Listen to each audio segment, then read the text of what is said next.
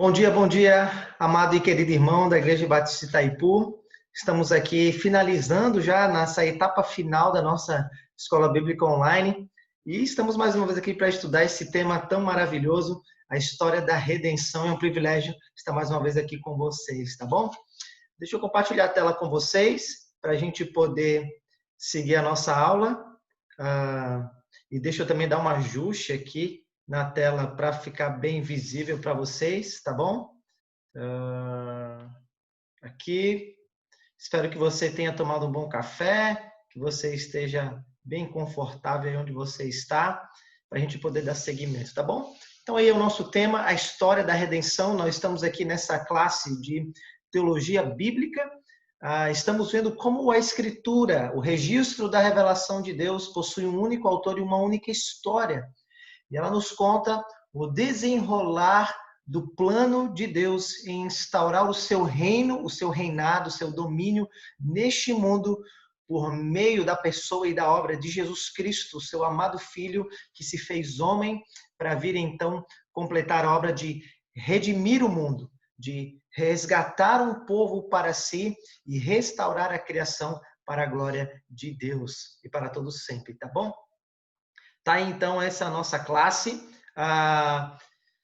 O que a gente já viu até aqui? Já foi um longo trajeto, né? Estamos aí na penúltima aula. Se Deus quiser, semana que vem a gente termina essa classe. Temos novidades aí pela frente. Não perca por esperar, tá bom? Tá, então, nós já vimos a introdução ao tema. Foi uma aula presencial, aqui mesmo nas dependências da igreja. Depois veio o coronavírus e a gente viu o Deus que criou todas as coisas. Vimos o Deus que não destrói rebeldes, vimos o Deus que escreve seus próprios acordos, vimos o Deus que estabelece leis e reina, vimos o Deus que é inescrutavelmente sábio, vimos o Deus que fala e que corrige e que disciplina o seu povo, vimos o Deus que se torna ser humano e dá um novo nascimento. Semana passada, o seminarista Leonardo, nosso amado e querido, nos mostrou aqui o Deus que morre e vive novamente, e hoje nós vamos ver o Deus que justifica e transforma o seu povo. Tá aí, tá? O Deus que justifica e transforma o seu povo. Essa imagem aí, na verdade, é um quadro pintado na era barroca, né? No período barroco da arte aí, e o autor ele quis retratar o dia na festa de Pentecostes dos judeus, o dia em que o Espírito de Deus foi derramado sobre os discípulos, como promessa lá no Antigo Testamento, mas também como promessa de Jesus Cristo, para que eles pudessem ser justificados, eles pudessem ser transformados e ser testemunhas de Jesus até os confins da terra, tá? Vamos começar exatamente com esse texto, tá?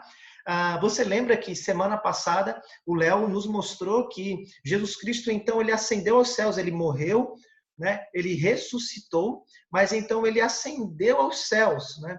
E esse é um texto famosíssimo sobre a ascensão de Jesus, mas olha o que aconteceu, o que Jesus disse antes dele ascender aos céus. Ele diz assim, ó, então, os que estavam reunidos com Jesus lhe perguntaram, será este o tempo em que o Senhor irá restaurar o reino a Israel? E Jesus respondeu, não cabe a vocês conhecer tempos ou épocas que o Pai fixou pela sua própria autoridade, mas vocês receberão poder ao descer sobre vocês o Espírito Santo, e serão minhas testemunhas, tanto em Jerusalém, como em toda a Judéia e Samaria, e até os confins da terra. Depois de ter dito isso, Jesus foi elevado às alturas, à vista deles, e a nuvem o encobriu dos seus olhos. Estando eles com os olhos fixos no céu, enquanto Jesus subia, eis que 2 homens vestidos de branco se puseram ao lado deles e lhe disseram, homens da Galileia, por que vocês estão olhando para as alturas? Esse Jesus que foi levado do meio de vocês para o céu, virá do modo como vocês ouviram subir. Esse é um texto muito importante para a Igreja de Jesus, especialmente para nós. Você sabe que o autor do livro de Atos foi Lucas, o médico que escreveu o seu evangelho, e ele então escreve um segundo livro chamado Atos dos Apóstolos, e ele diz no início do livro que ele escreveu esse livro dos Atos dos Apóstolos para dar continuidade a tudo aquilo que Jesus estava fazendo. Tem muita gente que acha que Jesus cumpriu a sua obra e agora ele ressuscitou, subiu aos céus e está esperando o momento que o Pai determinou, que ele não sabe qual é esse momento, para vir, então, dar um fim. Enquanto isso, a igreja deve apenas se proteger do mundo e esperar Jesus voltar. É basicamente isso que muitas pessoas têm na sua cabeça. E essa é uma visão absolutamente equivocada, errada, e que já deu muito problema. E pessoas, e quando a igreja assumiu essa responsabilidade, ela começou a ter um estilo de vida, práticas, um relacionamento com o mundo ao seu redor que é totalmente errado e que manchou o seu testemunho neste mundo. E isso fez com que as pessoas incrédulas, inclusive, tivessem muita resistência com o cristianismo por conta dessa mentalidade. Claro que por causa de outros fatores, mas dessa mentalidade também. Mas olha só como o texto começa. O texto diz que Jesus tinha ressuscitado, ele tinha passado aí então um período falando do reino de Deus, e se você está acompanhando as aulas atentamente, você já sabe o que é o reino de Deus, né? Começa lá no livro de Gênesis, quando o primeiro casal se rebela contra Deus, ouve a Satanás e traz maldição para o mundo inteiro. Então Deus começa a lhe prometer que ele restauraria toda essa maldição, né? Então, a partir desse momento, começam a se levantar vários impérios e vários tipos de planos dos homens que era contrário a Deus, e Deus começa a prometer que então ele iria reverter essa maldição do pecado e ele instaurar o seu reinado sobre o mundo inteiro.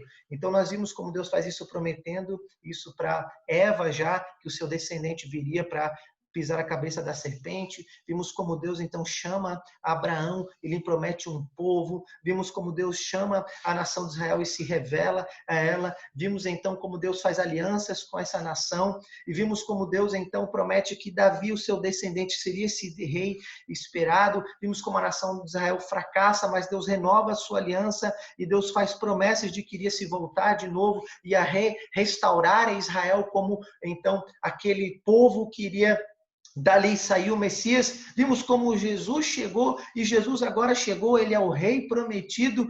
E ele está falando sobre o reino de Deus, porque os discípulos não tinham muito entendido. Eles achavam que o reino de Deus era algo mais político do que de fato espiritual. Então Jesus está falando do reino e eles fazem a pergunta: mestre, será este o tempo? Chegou o momento em que tu irás restaurar o reino a Israel? E Jesus não responde essa pergunta. Ele diz: não cabe vocês saberem um momento em que Deus então irá de maneira plena restaurar esse reino.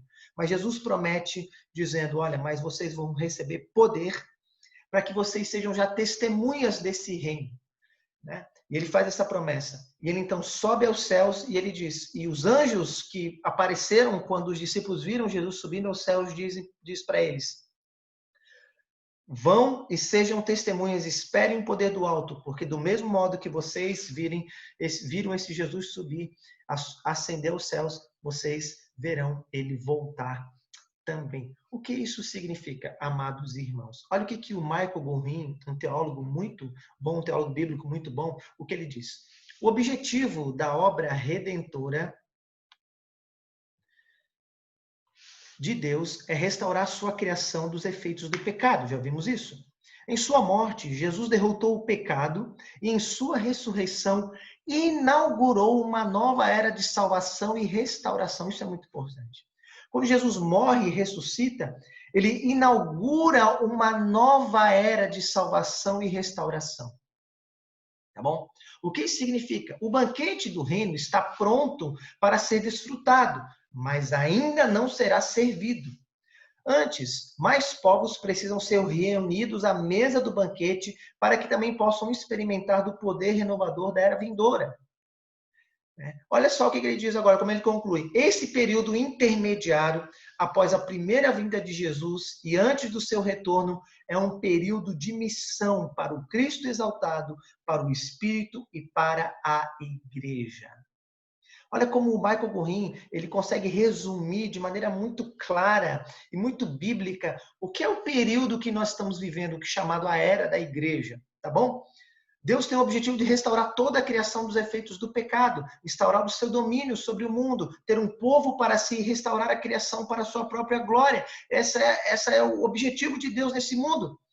E quando Jesus morre e ressuscita, ele inaugura uma nova era. Mas ainda ela não foi consumada.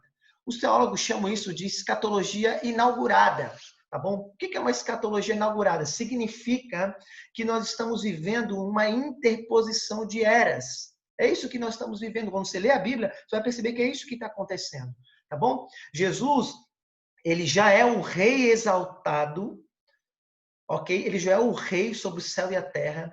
Ele não apenas governa no coração dos cristãos, não apenas reina no coração dos cristãos, mas ele derramou o seu espírito à igreja, ele derramou o seu espírito no mundo, e esse espírito está formando uma comunidade, tá? Convertendo, regenerando, santificando esse povo e usando esse povo para quê? Para que esse povo então possa proclamar as boas novas da chegada do reino, chamando as pessoas a se submeterem a Jesus, e para que esse povo já sinalize e já demonstre através da sua vida e das suas ações os poderes da era vindoura.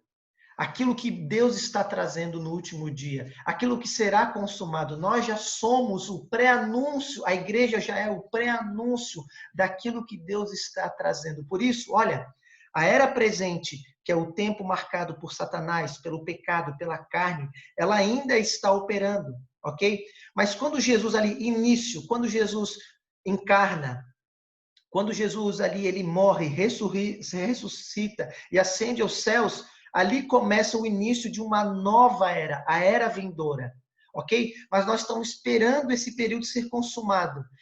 Esse período chamado ali o fim é chamado os últimos dias na Bíblia. É isso que nós estamos vivendo, ok? Nós estamos vivendo então uma sobreposição em que a era presente ainda está operando, mas a era vindoura já está sendo manifestada. E por isso que há uma luta nesse período entre o espírito e a carne, entre o império das trevas e o reino de Deus, entre Cristo, a igreja, Satanás, seus anjos e o mundo. Nós estamos vivendo esse período e estamos aguardando a consumação em que Deus, então, vai irromper de maneira clara e todos os efeitos do reino de Deus serão, então, manifestados e todas as forças hostis contra o reino de Deus, as forças políticas, as forças espirituais, as forças culturais, as forças demoníacas serão subjugadas e o reino de Deus será efetivamente consumado neste mundo. E toda a glória da criação será restaurada e o povo de Deus viverá neste mundo restaurado para a glória dele neste mundo. E todos aqueles rebeldes que se rebelaram contra Cristo, seu reino, serão julgados e lançados no inferno e no lago de fogo junto com a antiga serpente Satanás e os seus demônios. É isso que está acontecendo. Essa é a era da igreja. Tá bom?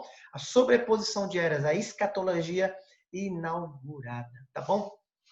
Isso significa dizer, meus irmãos, que o Espírito, quando Jesus Cristo ascende aos céus, ele então derrama o seu Espírito. Lembra que Jesus disse isso, eu vou para o Pai, ok? Na última noite no cenáculo, mas eu não vos deixarei órfãos. Eu vou enviar o meu Espírito a vocês, o Consolador, que irá guiar vocês em toda a verdade, que irá habilitar vocês, que convencerá o mundo da justiça, do juízo, né, e do pecado, ok? Lembra que quando Jesus aparece para Maria Madalena, ela tenta segurar Jesus e Jesus diz, não, eu preciso ir, não me detenha, né? É como se Maria ali estivesse dizendo, eu quero que o Senhor fique conosco aqui agora, eu não quero nunca mais perder a sua presença física. Mas Jesus está dizendo, não, eu preciso ir para o Pai, para que eu vá e para que o Espírito seja derramado em vocês, tá bom?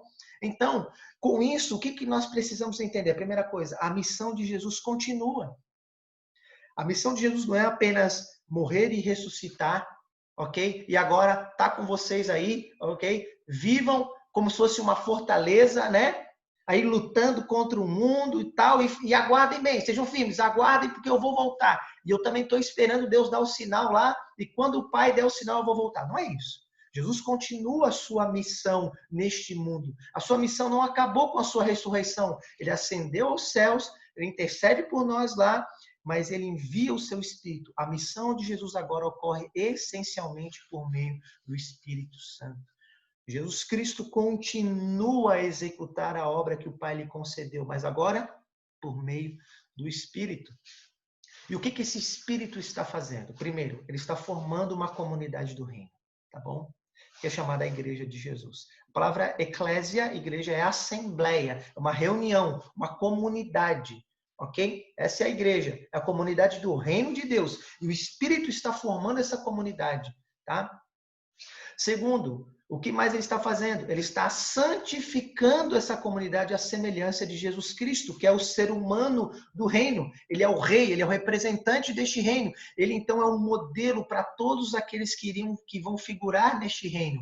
E o Espírito que está santificando, está trabalhando na vida, nós vamos ver isso, desses participantes do reino, para que eles sejam a imagem de Jesus nesse mundo, para que todos nós, todos aqueles que participam da igreja, sejam então cidadãos desse reino como Jesus é, o rei, ok?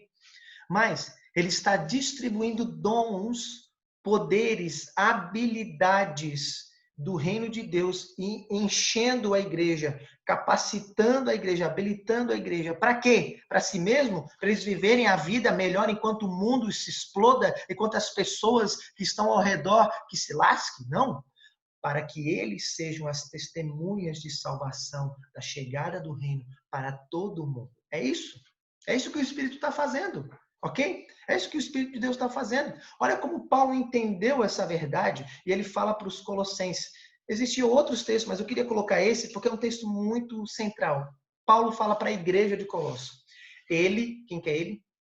O Deus Pai, nos libertou do poder das trevas. A palavra imperium aí, poder das trevas, significa isso, aquilo que imperava sobre nós, ok? Lembra? Ele nos libertou.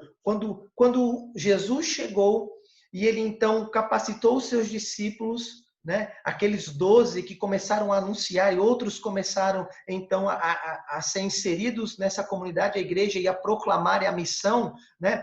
Essa mensagem chegou até a cidade de Colossos, especialmente por meio de Epáfras e outros, e por meio dessa mensagem e o Espírito usando esses homens, Deus então libertou os gregos de Colossos, né? Aqueles gregos de Colossos, o império das trevas, de Satanás, do mundo em que eles estavam vivendo, dos ídolos, das práticas do pecado que escravizavam eles. E nos transportou para o reino do seu Filho amado, em quem temos a redenção e a remissão dos pecados. Foi isso que aconteceu com os crentes de Colossos. E Paulo abre o seu livro dizendo que vocês nunca se esqueçam disso.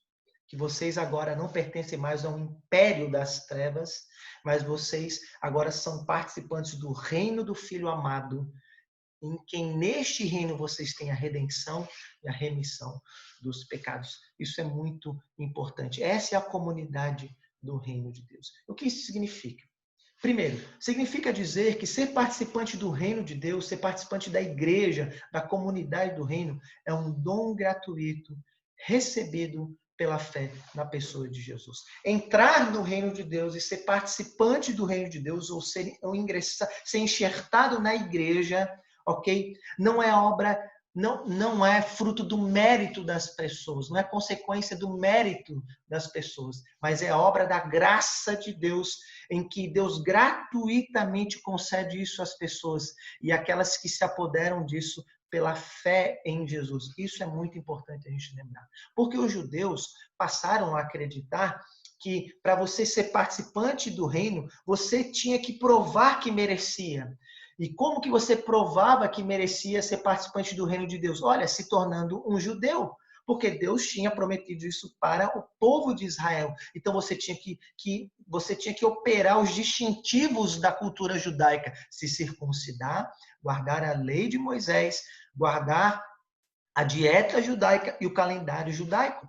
Era isso que a igreja enfrentava nos primeiros séculos, né? Tanto que Paulo tem que escrever as cartas, né? O próprio Senhor Jesus já falava, já começou a pregar para gentios e para outras pessoas, né? Quando ele encontra um centurião romano, ele chama aquele centurião romano de filho de Abraão, né? Olha, por quê? Porque ele teve fé em Cristo, né? Ele reconheceu que somente por meio de Jesus Cristo os poderes do reino de Deus poderiam chegar na vida dele, né? E ele poderia ser participante daquilo que Deus prometeu à nação de Israel. né? Paulo vai escrever vários tratados, Colossenses, Gálatas, Romanos, Efésios, todas as suas cartas, Paulo vai ter que lidar com isso, o livro de Atos, né? Para dizer, olha, para você ser um descendente de Abraão, para que você possa participar de tudo aquilo que Deus prometeu para os judeus e entrar no reino de Deus, né? Você precisa crer no descendente, porque é uma obra graciosa de Deus. E o descendente é Jesus Cristo, tá bom? É uma obra graciosa. Mas ser participante do reino de Deus é desfrutar dos benefícios da obra do Evangelho, né? Então nós vamos ver que as boas novas de Jesus, é isso que significa Evangelho de Jesus, quem ele é e o que ele fez, possui vários benefícios e resultados.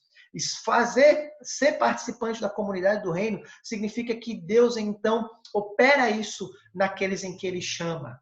Tá, Joana? Nós vamos ver isso. E, por fim, ser participante do reino de Deus é viver na era presente conforme os padrões da era vindoura. Essa ideia de transformação, de santificação, ela tem um objetivo, ok? E é com essa mentalidade que nós temos que pensar na santificação. A santificação não é que eu preciso continuar provando para Deus que eu sou uma pessoa boa, senão Ele não vai me salvar no último dia. Não tem nada a ver com isso. Isso é uma mentalidade absolutamente errada que a igreja criou e que as pessoas criaram acerca da santificação. Santificação já é ser alguém que está desfrutando dos poderes da era vindoura e vivendo agora, naquela interposição de eras, vivendo agora, como se fosse um cidadão do reino de Deus e manifestando os poderes e os padrões da era vindoura, tá bom? Isso é santificação. Tendo em vista isso, vamos então ver o dom gratuito, tá? Como eu falei, ser participante do reino de Deus, da comunidade, da igreja, é uma obra graciosa de Deus. Olha como Paulo diz isso em Efésios 2. Mas Deus, sendo rico em misericórdia, por causa do grande amor com que nos amou, e estando nós mortos em nossas transgressões, nos deu vida juntamente com Cristo. Pela graça vocês são salvos, e juntamente com Ele nos ressuscitou, e com Ele nos fez assentar nas regiões celestiais em Cristo Jesus. Deus fez isso para mostrar nos tempos vindouros a suprema riqueza da sua graça, em bondade para conosco em Cristo Jesus, porque pela graça vocês são salvos mediante a fé, e isso não vem de vocês, é dom de Deus, não de obras, para que ninguém se glorie. O que o apóstolo Paulo está dizendo aqui? Ele está dizendo para as comunidades em Efésios, dizendo, olha, vocês estavam mortos, né? Vocês estavam mortos por conta desse mundo caído que começou lá com Adão e Eva. Vocês estavam mortos espiritualmente. E essa morte espiritual significava que vocês não entendiam o plano de Deus, significava que vocês estavam alheios, ignorantes a Deus, vocês viviam conforme uma mentalidade que era contrária a Deus e os seus planos no mundo e a sua glória no mundo. Vocês eram dominados, né, pela carne, que é a natureza pecaminosa, pelo mundo, que é a mentalidade cultural que é contrária a Deus, e por Satanás, que é o príncipe, ok, desse império que hoje que atua no mundo, né? E vocês, por isso, estavam mortos espiritualmente, incapazes de reverter essa situação. Mas o que aconteceu? Mas Deus vos deu vida. Essa ideia de vida significa que o reino de Deus chegou. E o reino de Deus, então, restaura toda essa condição. E o reino de Deus traz vida àquilo que estava morto, né? E ressuscitou vocês, né? E ele diz que ele fez isso não porque vocês mereciam. Isso é um dom de Deus. E tudo isso, vocês se apoderaram disso confiando em Cristo, entregando o governo das suas vidas a Cristo. Então, a partir disso, a vida de Cristo e a obra de Cristo foi colocada sobre vocês e vocês começam a participar daquilo que Cristo conquistou. E tudo isso para que ninguém se glorie, mas para que Deus seja glorificado. O que significa, gente? Primeiro, que é o Espírito Santo que ilumina o nosso coração de maneira espiritual para compreendermos o plano de Deus. A comunidade do reino, a igreja de Jesus, é formada por aqueles que o Espírito Santo iluminou o coração para que eles compreendam o plano de Deus. Quem é Deus? O que ele está fazendo neste mundo por meio de Jesus e do Espírito, ok? É o Espírito que faz isso. Isso é chamado de regeneração. Quando o Espírito regenera um coração, muda a sua natureza, usando várias metáforas, dá olhos para que ele enxergue, dá um coração para que ele creia, dá vida para que ele viva para Deus, ok? É o Espírito Santo que infunde um princípio divino em nosso interior, revertendo nossa incapacidade espiritual. Então, é o Espírito Santo que ilumina no nosso coração de maneira espiritual, e ele infunde esse poder, esse novo princípio, essa nova fonte divina no nosso interior. Então, nos dando capacidade agora para reconhecer que aquele era o nosso estado, que nós vivíamos no império das trevas, estávamos caminhando para a condenação, junto com Satanás e seus anjos. Reconhecer isso é o arrependimento e confiarmos a nossa vida. Não confiarmos em nós mesmos, não confiarmos no mundo, mas confiarmos em Cristo, para que possamos participar de tudo aquilo que Deus está fazendo. É o Espírito que faz isso, ok? E por fim, é o Espírito Santo que renova a nossa vontade, nos habilitando ao arrependimento e a fé em Jesus. Arrependimento e fé é um dom de Deus dado por meio do Espírito Santo, para que agora, iluminados os olhos do coração e tendo agora a nossa capacidade restaurada, nós possamos nos arrepender, reconhecer a nossa condição e nos entregar a Cristo. E isso é a entrada no reino de Deus. Essa é a entrada, ser participante da igreja, da comunidade. O que é o batismo, amados irmãos? É um símbolo, um sinal que uma pessoa faz publicamente de que isso aconteceu na vida dela, de que o reino de Deus chegou, de que ela se converteu de fato ao senhorio de Cristo, de que o Espírito Santo agiu nela e ela manifesta isso publicamente. Isso é o batismo. Ela desce as águas dizendo: eu estava morto para este mundo, debaixo do império das trevas, condenado. Mas o Espírito Santo me reviveu, ele me ressuscitou, e agora eu tenho uma aliança com Cristo, e eu vivo como um cidadão do reino de Deus, eu tenho uma lealdade a Jesus, e eu me comprometo a viver conforme os mandamentos de Cristo, conforme o reino de Deus neste mundo, como uma testemunha de Jesus até que ele venha. É isso? Ok? Esse é o dom gratuito. Mas nós vimos também o que essas pessoas que Deus está, então, que o Espírito está formando, quais são os resultados disso? Quais são os resultados do Evangelho, dessa boa notícia que o reino de Deus chegou e que o Espírito está formando uma comunidade? Olha o que Paulo diz num clássico texto de Romanos 3. Lutero disse que esse é o principal texto da Escritura. Spurgeon vai dizer que esse texto, se só sobrássemos essa página de toda a Bíblia, nós já teríamos material suficiente para proclamar o Evangelho e para viver para Deus neste mundo. Olha o que ele diz. Sendo justificados gratuitamente por sua graça, mediante a redenção que há em Cristo Jesus, a quem Deus apresentou como propiciação no seu sangue, mediante a fé. Deus fez isso para manifestar a sua justiça, por ter ele, na sua tolerância, deixado impunes os pecados anteriormente cometidos, tendo em vista a manifestação da sua justiça no tempo presente, a fim de que o próprio Deus seja justo e o justificador daquele que tem fé em Jesus Cristo. A carta aos Romanos, Paulo está trabalhando com toda a sua mente no capítulo 1º, 2º e até a metade do capítulo 3º para mostrar que ninguém pode participar do reino de Deus, ser enxertado na igreja e salvo no último dia e desfrutar dos resultados do evangelho por si mesmo, pelos seus méritos. Ninguém. Mas somente por causa da obra de Jesus recebida pela fé. É isso que ele está dizendo, sendo justificados gratuitamente, a palavra gratuitamente, por sua graça, aparece várias vezes ao longo de Romanos, em todo o Novo Testamento, especialmente no Novo Testamento, no Antigo também, né? E a palavra fé, mediante a fé, por meio da fé, a fé como instrumento, como aquilo que a gente se apodera daquilo que Deus fez.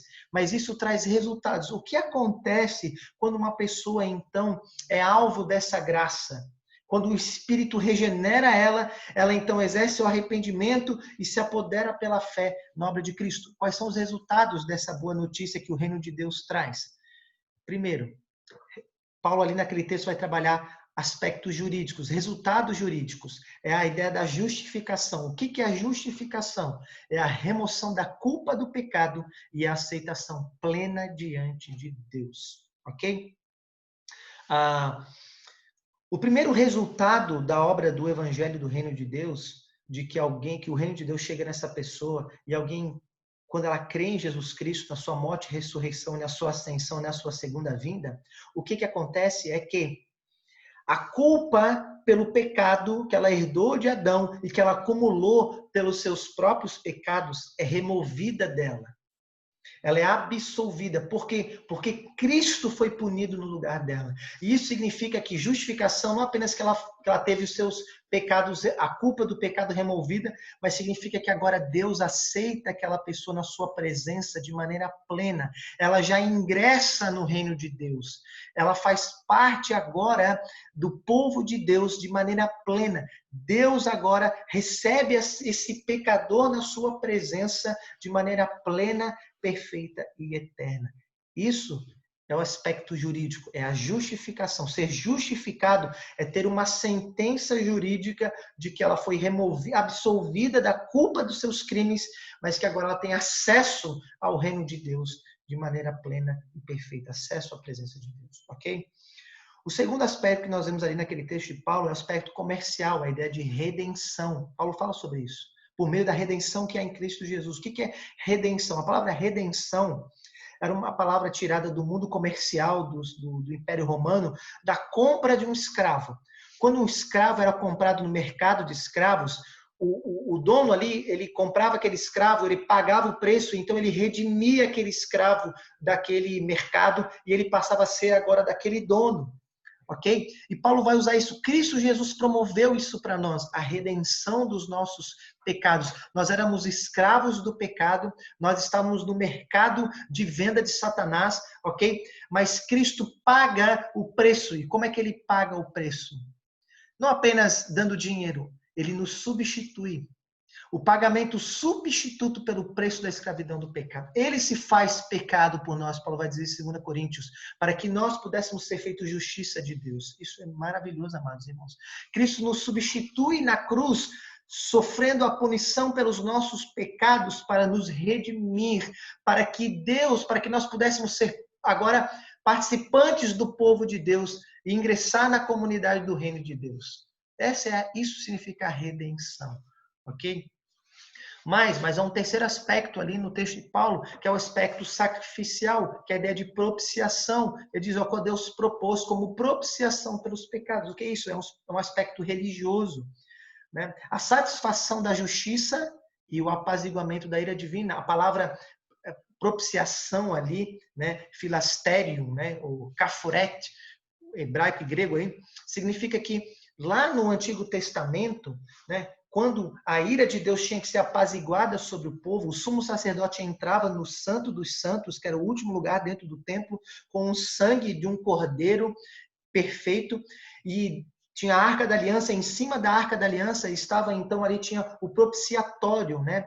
A bandeja da propiciação. E ele aspergia esse sangue desse cordeiro imaculado em cima daquela tampa e invocava a Deus pedindo perdão dos pecados. E a ira de Deus caía sobre aquele sangue, consumia aquele sangue, e agora a justiça de Deus era satisfeita, né?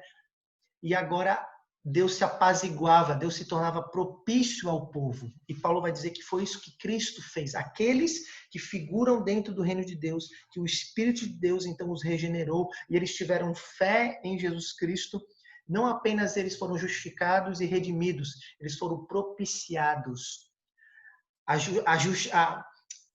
As exigências da lei de Deus foram satisfeitas, e a ira de Deus que estava sobre eles foi apaziguada. Eles têm paz com Deus, ok? Isso, aqui, a igreja de Cristo, ela desfruta desse resultado. Mas quando nós lemos mais para frente, nós vamos ver que Paulo também vai falar um aspecto afetivo, de adoção. Isso significa o quê? Que não apenas somos justificados, redimidos, propiciados, mas somos adotados. A inclusão na família de Deus e a participação na herança divina. Essa é uma linguagem que Paulo gosta muito de usar. que nós nos tornamos herdeiros do reino de Deus.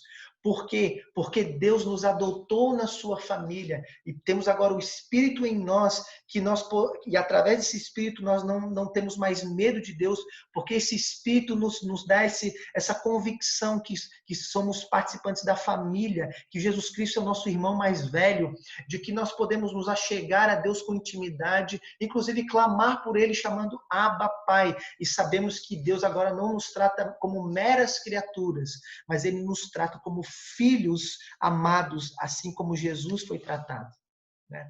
Quando você lembra, por exemplo, que Jesus Cristo foi tentado no deserto e a ideia ali de Satanás é tentar deturpar a identidade, dizendo, se tu és o Filho de Deus, por quê? Porque ele tinha ouvido no dia do seu batismo, esse é o meu Filho amado, em quem eu tenho todo o meu prazer.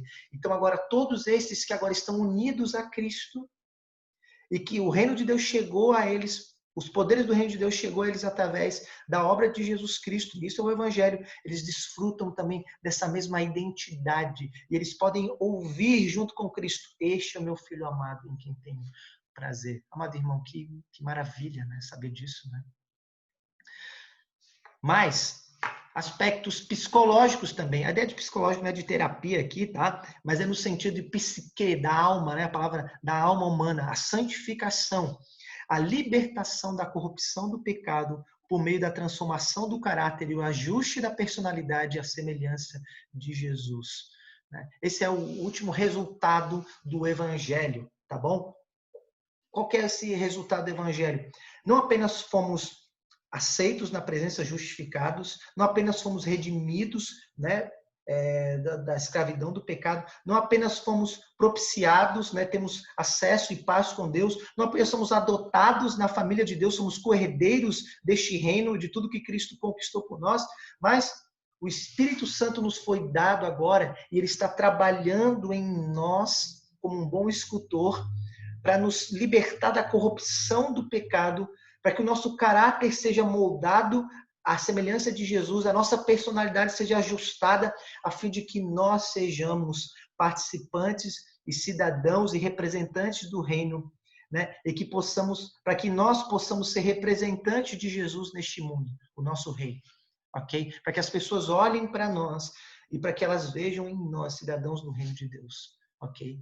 A semelhança de Jesus, que é o protótipo do reino de Deus, que é o rei, né? Aquele que nos governa. Tá bom? Amados irmãos, olha a beleza disso. Olha como o Evangelho, os resultados do Evangelho são simplesmente assim, fenomenais. Né? Simplesmente fenomenais. São maravilhosos. Isso nos leva à adoração. Isso nos leva a ficarmos constrangidos diante dessa graça que nos alcançou. Isso deve nos impulsionar a desejar sermos aquilo que Jesus deseja que sejamos, aquilo que Deus planejou para que sejamos, né? Para que fôssemos. Né? Nós temos que desejar isso. Né? Mas, por fim, nós vimos também que o Espírito foi derramado não apenas para formar a comunidade, uma comunidade graciosa, né, que o dom gratuito, não apenas vimos que essa comunidade desfruta dos resultados do Evangelho, mas o Espírito está formando essa comunidade como testemunhas do reino de Deus. O que isso significa? Olha o texto de 1 Pedro, como Pedro entendeu essa verdade. Ele vai pegar um texto lá do Antigo Testamento, o texto de Êxodo, tá? Que era se referir especificamente à nação de Israel e vai aplicar à igreja. Ele vai dizer, vocês, porém, são geração eleita, sacerdócio real, nação santa, povo de propriedade exclusiva de Deus, a fim de proclamar as virtudes daqueles que o chamou das trevas para a sua maravilhosa luz. Antes, vocês nem eram povo, mas agora são povo de Deus. Antes, não tinham alcançado misericórdia, mas agora alcançaram misericórdia. Olha como Pedro tinha entendido. E lembra de Pedro, que Pedro teve dificuldade para entender isso. Tanto que Deus teve que dar uma visão para ele ir na casa de um centurião romano, Cornélio, Atos 9, e Paulo teve que confrontá-lo, né, Gálatas capítulo 2, de que ele tinha se esquecido dessa verdade, de que o evangelho, Deus está formando um povo de todas as nações para e que o reino de Deus está se expandindo, que esse sempre foi o plano de Deus. Lembra como Deus tinha prometido isso a Abraão?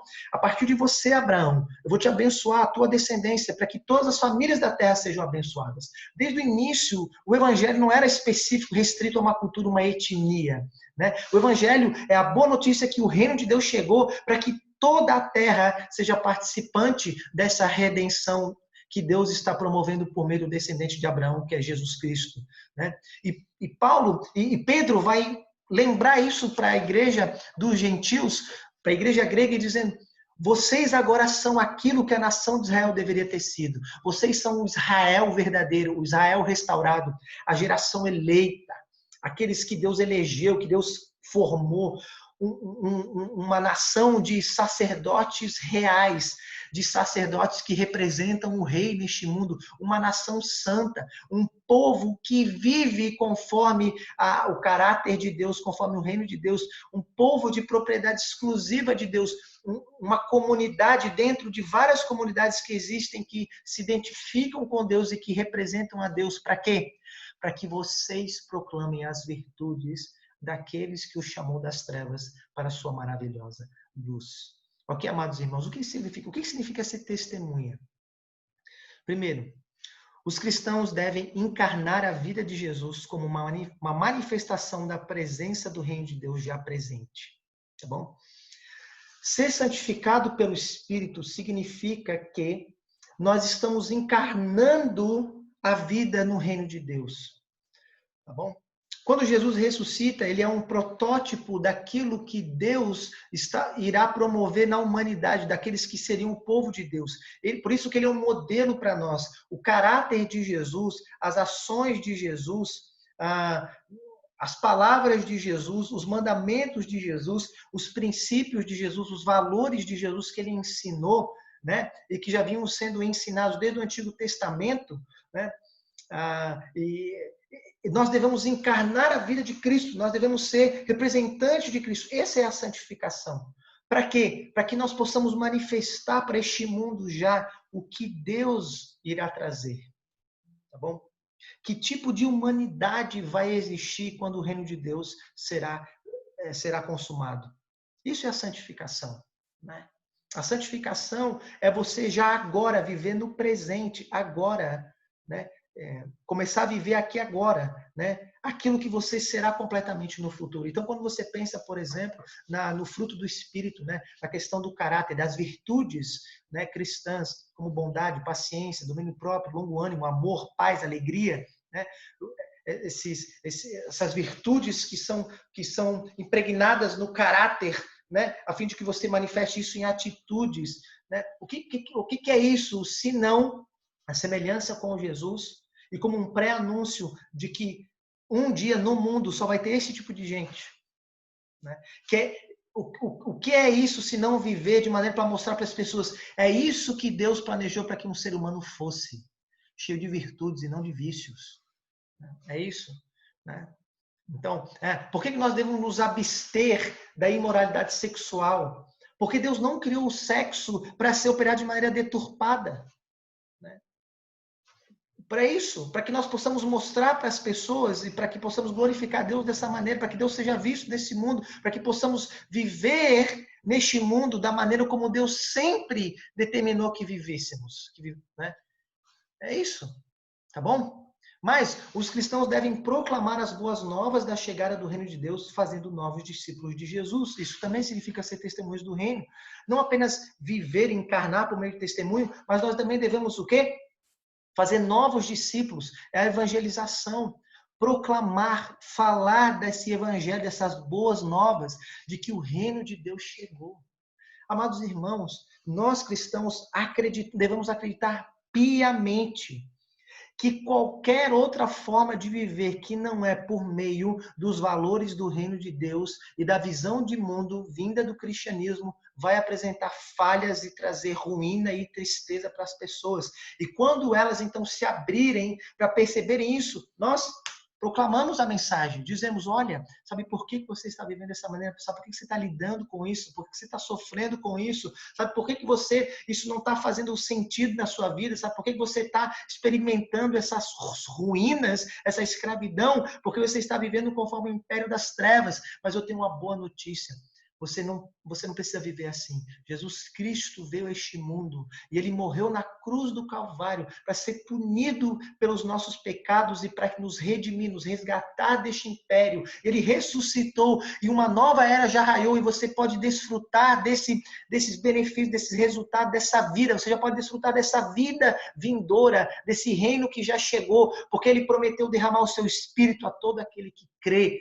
E esse Espírito, então, vai te regenerar e vai te santificar para que você já viva agora a vida do reino. Ok? É isso. Precisamos proclamar essa mensagem. Tá joia? E por fim, o que significa ser testemunho? Não testemunha de Jesus, não apenas testemunhas do reino, não apenas encarnar a vida de Jesus, não apenas proclamar, mas também os cristãos devem sinalizar a consumação do reino de Deus por meio de ações santas que visem o bem comum e a glória de Deus, as boas ações.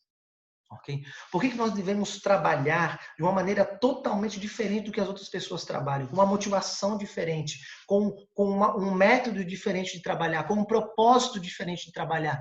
Nós não estamos trabalhando só para ganhar dinheiro, para sermos consumistas. Nós estamos trabalhando para isso. Deus prometeu nos sustentar. Nós estamos trabalhando porque nós queremos ser aqueles que estão usando do trabalho para manifestar a glória de Deus no mundo, para que este mundo ele expresse um pouco mais já os valores do reino de Deus. É por isso que nós trabalhamos. Por que o enfermeiro deve encarar de frente o coronavírus, né, e ser o melhor enfermeiro do seu tempo? Né? Para quê? Para que as pessoas vejam que ele age e ele vive não conforme o reino deste mundo, mas ele vive conforme o reino de Deus. Que o reino de Deus é feito de bondade, o reino de Deus é feito de amor, o reino de Deus é feito de altruísmo, o reino de Deus é feito de compaixão. É isso, né?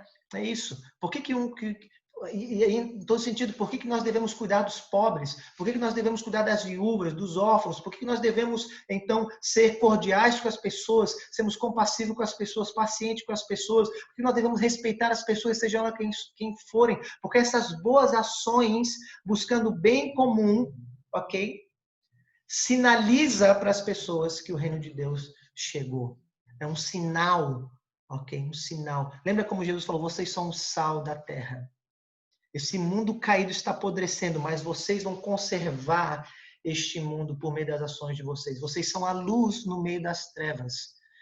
E vocês vão sinalizar, né, no meio dessas trevas que há uma luz e as pessoas vão ver essas boas obras e vão glorificar ao Pai que está nos céus. Irmãos, Deus justifica e transforma o seu povo enviando o seu Espírito, né? Jesus continua essa obra dele, essa missão dele de redenção, ascendendo aos céus, enviando o seu Espírito, e esse Espírito está formando uma comunidade, trabalhando nessa comunidade e enchendo, habilitando essa comunidade para que eles possam ser testemunhas da chegada do reino e do reino de Jesus Cristo, e do poder de Jesus Cristo, e do senhorio de Jesus Cristo em Jerusalém, na Judéia, em Samaria e até os confins do mundo. Ok? É isso que significa sermos testemunhas do reino, tá bom? Deixa eu concluir. Olha o que o N.T. Wright, nesse livro brilhante chamado Simplesmente Cristão. Ele diz: Deus não dá às pessoas o Espírito Santo para que elas desfrutem de uma espécie de Disneylândia espiritual. Eu gostei disso.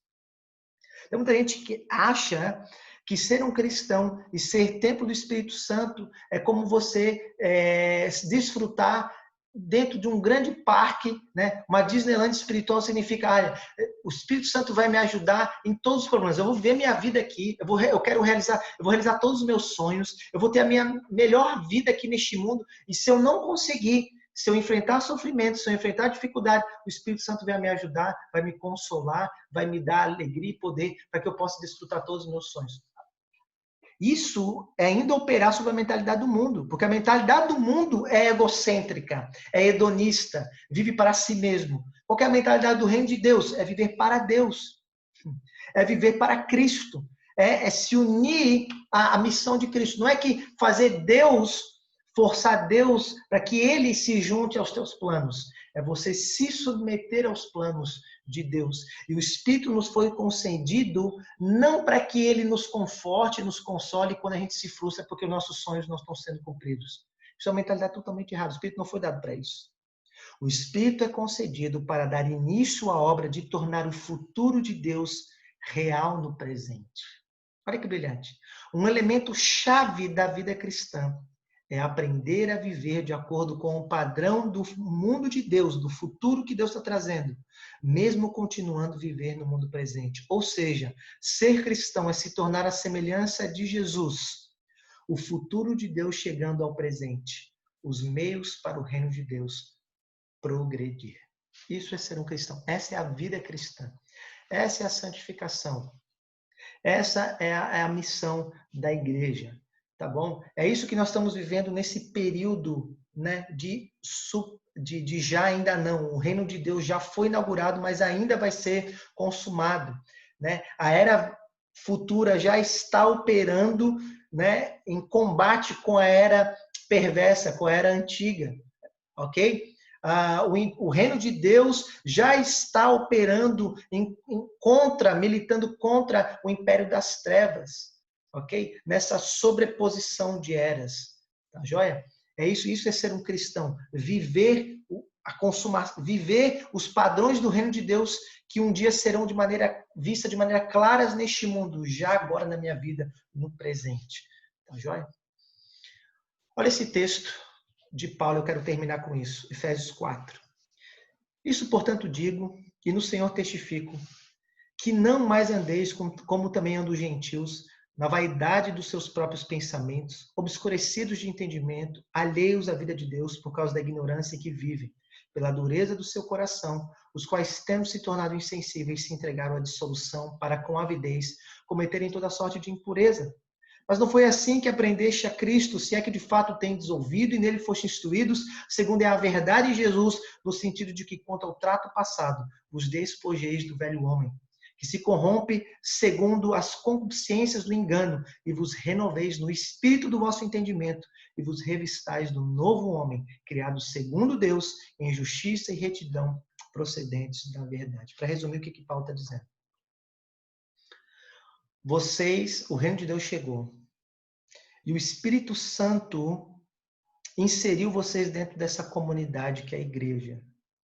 E vocês não vivem mais a vida conforme os princípios e os valores do mundo, conforme os gentios, que é uma metáfora para aqueles que estão alheios a Deus, que são ignorantes quanto a Deus, que vivem suas vidas como se Deus não existisse, ok? E que mal sabem eles estão vivendo dessa maneira, escravos da maldição do pecado, escravos de Satanás. Vocês foram arrancados disso e vocês vivem agora em outra esfera. Vocês vivem conforme outros valores, conforme outros princípios, conforme o reino de Deus que chegou na vida de vocês.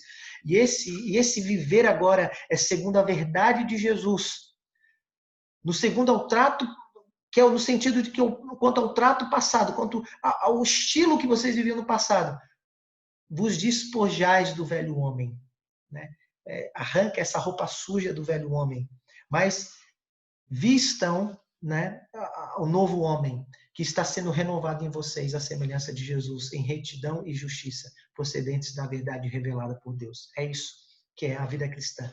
Este é o povo que Deus está justificando e transformando para a sua glória, para que seja participante da missão de Jesus para a sua glória. Tá bom? Esse é o Deus que justifica e transforma o seu povo. Antes da gente orar, qual que é a tarefa para a última aula? Eu quero lançar esse desafio para você, tá bom? Um desafio grande. Você tem uma semana, tá? São 21 capítulos do livro de Apocalipse. Você lê, para a gente ver a última aula, tá joia? E você ser desafiado aí. Você pode ler aí 3, 4 capítulos por dia, só ler, para que você tenha uma visão panorâmica do livro de Apocalipse, tá bom? Nós vamos ver o Deus que triunfa. É a última aula, tá joia? Deixa eu orar, amado irmão, e orar para cada um de nós. Espero que essa aula tenha abençoado a sua vida. Senhor Deus, obrigado por esse tempo, obrigado por essa aula. Obrigado por essa obra maravilhosa que o Senhor fez e está fazendo na nossa vida. de nos fazer participantes do teu reino e de sermos alvos da obra do Evangelho de Jesus. Trabalha em nós, ó Deus, nos santifica, nos transforma, nos habilita, nos dá dons para que possamos ser as testemunhas que o Senhor requer de nós neste mundo, para que possamos ser instrumento para que outros eleitos do Senhor, outras ovelhas do aprisco se acheguem, para que possamos já manifestar a era vindoura neste tempo presente. Abençoa teu povo, em nome de Jesus Cristo te peço isso. Amém. Amém, amado irmão. Deus te abençoe. Um bom domingo e até mais, se Deus quiser. Tchau, tchau.